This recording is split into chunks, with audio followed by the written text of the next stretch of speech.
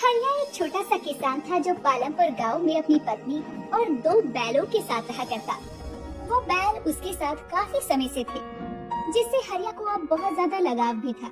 वो उन दोनों बैलों का बहुत अच्छे से ख्याल रखता और समय पर उन्हें दाना पानी भी देता। लेकिन उसकी बीवी रजनी बहुत ही कंजूस थी और हरिया पर हमेशा अपने 2 बैलों की इतनी देखभाल के लिए चिल्लाया करती और उसे बहुत डांटा करती। अरे रजनी, बैलों के पानी का बर्तन खाली पड़ा है, तुमने इसे भरा क्यों नहीं? क्यों सही समय समय पर भर दिया करो, ऐसा मैंने कितनी बार बोला है तुमसे। बेचारे बैल प्यासे मर जाएंगे। हाय दैया, ये बैल कब से बेचारे हो गए? सारा दिन तो चारा पानी मिलता है नहीं, मुझे हजारों काम होते हैं। तुम्हारी तरह सारा दिन इनकी देखभाल में तो नहीं लगा सकती ना मैं। अरे उनके आसपास तुम्हें पूरा दिन कौन भटकने को कह रहा है? बस समय समय पर इन्हें खाना और पानी देती रहा करो, इतना ही तो कहा है मैंने। अभी आप आ गए हैं ना, तो खुद ही पिला दीजिए इन्हें पानी। यहाँ मैं हमारे लिए खाना बनाऊं या इन 2 बैलों को देखूं? तुमसे तो बात करना ही बेकार है। अच्छा, कल जो मैंने पैसे दिए थे उनमें से कुछ पैसे देना जरा। क्यों जी, आपको पैसों की क्या जरूरत पड़ गई? वो बैलों के गले की घंटियां बदलनी है, बहुत पुरानी हो गई है, तो सोचा नई ला दूं। हरिया की ये बात सुनते ही रजनी हरिया को घूरने लगती है। अरे इस तरह क्यों घूर रही हो मुझे? घूरू नहीं तो क्या करूं? अरे इतने फालतू पैसे नहीं है मेरे पास कि इन बूढ़े बैलों के गले में घंटियों का खर्चा शुरू कर दूं अब मैं। अरे पर कल ही तो। देखो जी, घर में और भी खर्चे होते हैं, इसीलिए मैं आपको पैसे वैसे नहीं देने वाली। कह दिया सो कह दिया। रजनी बहुत ही कंजूस मिजाज की महिला थी, इसीलिए वो हरिया को पैसे नहीं देती। साथ ही वो बैलों के चारे पानी के खर्चे से भी अब बहुत परेशान थी। बात एक रोज की है, जब रजनी हरिया के लिए दोपहर का खाना लेकर खेत पर जाती है, तो देखती है कि बैले खेतों के बीचों बीच ही बैठे हैं। हरिया उन्हें खेत जोतने के लिए उठाने की कोशिश कर रहा था। हाय राम, दोपहर हो गई, अभी तक थोड़ा भी काम नहीं हुआ। कैसे काम चोरी कर रहे हैं आप? काम चोरी मैं नहीं, ये बैल कर रहे हैं, उठ ही नहीं रहे हैं दोनों। उठेंगे कैसे? बूढ़े हो गए हैं दोनों, मैं तो तंग ही आ चुकी हूँ इनसे। रजनी बोल रही थी कि तभी गांव के एक बड़े सेठ की पत्नी वहाँ से गुजरती है और वहाँ आती है, तो दोनों पति पत्नी उसे देखकर मुस्कुराने लगते हैं। राम राम सेठानी जी, आज हमारे खेतों की तरफ कैसे आना हुआ? मैं तो यहाँ से गुजर रही थी, तो सोचा हरिया को खेत जोतने की बात कह दूं। हाँ हाँ सेठानी जी, कल मैं बैलों को ले आऊंगा खेत जोतने के लिए। तुम्हारे बैल तो काफी बूढ़े नजर आते हैं, ये खेत जोत भी पाएंगे या नहीं? सेठानी जी आप चिंता मत करिए, ये बूढ़े जरूर हैं, लेकिन काम के बहुत है। ठीक है, फिर मैं चलती हूँ। सेठानी वहाँ से चली जाती है। अगले दिन हरिया बैलों को लेकर सेठानी के खेत पर जाता है, लेकिन उन बैलों को खेत जोतने में ही पूरा दिन ही निकल जाता है।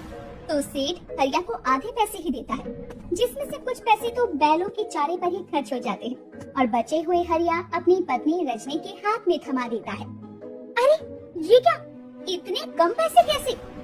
खेत जोतने में पूरा दिन लग गया, तो सेठ ने आधे पैसे ही दिए। अरे तो बेच क्यों नहीं देते इन बूढ़े बैलों को? इन्हें बेचकर जो पैसे आएंगे उनसे नए बैलों का जोड़ा खरीद लेंगे, जिससे दूसरों के खेतों को जोतने पर ज्यादा पैसे तो घर आए। तुम ये कैसी बातें कर रही हो रजनी? मुझे इन दोनों बैलों से बहुत लगाव है, भला इन्हें मैं कैसे बेच सकता हूँ? अरे तुम्हारे इन बैलों के लगाव रखने की वजह से घर में पैसे आएंगे नहीं बल्कि जाएंगे, इसलिए मेरी मानो तो इन दोनों बूढ़े बैलों को बेच दो। नहीं रजनी, तुम जो भी कहो, लेकिन मैं तुम्हारी ये बात नहीं मान सकता। हरिया उन बैलों को बेचने से साफ इनकार कर देता है। समय बीतता है, हरिया के छोटे से खेत में इस बार कुछ फसल नहीं होती और कोई भी उसे अपने खेत जोतने का काम भी नहीं देता, जिसके कारण अब उसके घर में पैसों की तंगी होने लगती है। धीरे धीरे ये नौबत भी आ जाती है कि ना बैलों के चारे के लिए पैसे थे और ना ही घर के खाने के लिए कुछ अनाज था, जिसके चलते दोनों पति पत्नी रात के समय भूखे ही सो जाते हैं। अगली सुबह जब हरिया अपने बैलों को साफ कर रहा होता है, तभी रजनी वहाँ गुस्से में आती है। अरे अब और कितने बुरे दिन देखने पड़ेंगे ये बताओ तुम? कल रात भूखे पेट सोए हैं हम दोनों, अब क्या भूख से मरते देखना चाहते हो मुझे? रजनी ये कैसी बातें कर रही हो तुम? भला तुम्हारे सिवा मेरा इस दुनिया में है ही कौन? हाँ तो तुम्हें मेरी कसम है, बेच आओ इन बैलों को। हरिया रजनी की कसम के आगे मजबूर हो जाता है और दोनों बैलों को बेचने के लिए बाजार की ओर चल पड़ता है। उसका मन बहुत दुखी था। कुछ ही देर में वो गांव के मंदिर के आगे से गुजरता है। तभी एक सांप आकर बैल को काट लेता है, तो दूसरा बैल सांप से बचते हुए दूर भाग जाता है और जिसे सांप ने काटा था वो मर जाता है। अपनी आंखों के सामने ये सब देखकर हरिया के आंसू बहने लगते हैं और वो जोर जोर से रोने लगता है। हे भगवान, ये क्या हो गया? मैं क्यों बेचने आया इन्हें? अब मैं क्या करूँगा? सब मेरी गलती है। भगवान, ये क्या हो गया? हरिया खूब बिलक बिलक कर रोता हुआ भगवान को पुकारता है। तभी वहाँ एक रोशनी प्रकट होती है और भगवान भोलेनाथ वहाँ प्रकट होते हैं, जिन्हें देखकर हरिया हैरान रह जाता है। भोलेनाथ, हरिया शांत हो जाओ। तुमने मुझे दिल से याद किया है। तुम्हारे दुख को हरने के लिए मैं तुम्हें क्या वरदान दे सकता हूँ, मांगो। भोलेनाथ, मैं बहुत गरीब हूँ। मेरे पास 2 बैल थे, जिनमें से एक पता नहीं कहाँ चला गया और एक सांप के काटने से मर गया। मुझे मेरे बैल बहुत प्यारे हैं। मैं तुम्हें तुम्हारे दोनों बैल तो नहीं लौटा सकता, लेकिन मैं तुम्हें एक वरदान दे सकता हूँ। तभी भोलेनाथ के हाथ से एक रोशनी निकलती है और सांप के काटने से मरा बैल जिंदा हो जाता है और भगवान भी वहाँ से अंतर ध्यान हो जाती है। हरिया उस बैल को लेकर घर जाता है और अपनी पत्नी को सब कुछ बताता है। अरे, ये क्या बकवास कर रहे हैं आप? कहीं पी कर तो नहीं आए हो ना? ऐसा नहीं हो सकता। सच बोलो, तुमने एक ही बैल बेचा था ना और एक को वापस घर ले आए?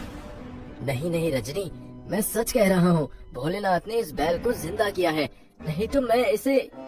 बस बस, मुझे आपकी ये बेतुकी बातें नहीं सुननी। आप इस बैल को बेच कर आना, वरना मैं यहाँ नहीं रहूंगी।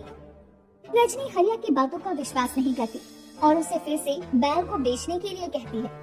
अगले दिन हरिया बैल को एक सेठ को दुखी मन से बेच देता है और हाथ में पैसे लिए निराश होकर लौटता है। तो उसकी पत्नी गुस्से में कहती है, आपने तो मेरी बात ना सुनने की ठान ली है ना? आप इस बैल को लेकर नहीं गए अब तक। बैल? पर मैं तो बैल को बेच आया रजनी। अरे, आप झूठ क्यों बोलने लगी? अगर आपने बैल बेच दिया तो ये कौन है? तभी हरिया देखता है कि बैल तो वहीं खूंटे से बंधा है और वो बहुत हैरान होता है। उसके बैल को बेचने के बाद भी बैल वहाँ कैसे आ गया और पैसे भी उसके हाथ में थे। अगले दिन वो फिर से बैल को बेच देता है और उसे अच्छा दाम भी मिलता है, लेकिन घर आता है तो बैल फिर से खूंटे से बंधा हुआ था। ये सब क्या हो रहा है जी? ये बैल तो अनोखा हो गया, बार बार बेचने के बाद भी अपनी जगह पर आता है। मैं समझ गया रजनी, ये भोलेनाथ का वरदान है, वो वरदान जो उन्होंने मुझे उस दिन दिया था। हरिया, अब तुम्हारा बैल तुमसे कभी अलग नहीं होगा, ये मेरा वरदान है। यानी ये बैल हमेशा तुम्हारे साथ रहेगा? हाँ, और ये तो तुमने देख ही लिया कि मेरे बेच आने के बाद भी ये बैल यही मेरे पास है। इस तरह हरिया समझ जाता है कि अब उसकी बैल कोई साधारण बैल नहीं, एक अनोखा बैल है। एक रोज वो उसे खेत में लेकर जाता है तो वो बैल अकेले ही पूरा खेत जोत देता है। ये देखकर हरिया हैरान था, क्योंकि उसके बैल में एक अलग ही ताकत आ गई थी, जिसके बाद से वो एक दिन में बैल की मदद से दूसरे लोगों के खेतों को भी जोतने का काम शुरू करता है, जिससे अब उसकी अच्छी खासी कमाई होने लगती है। और इस तरह से उस अनोखे बैल की वजह से उसकी आर्थिक स्थिति भी पहले से सुधर जाती है। साथ ही बैल उससे कभी भी अलग नहीं होता और उसे लाभ भी देता है।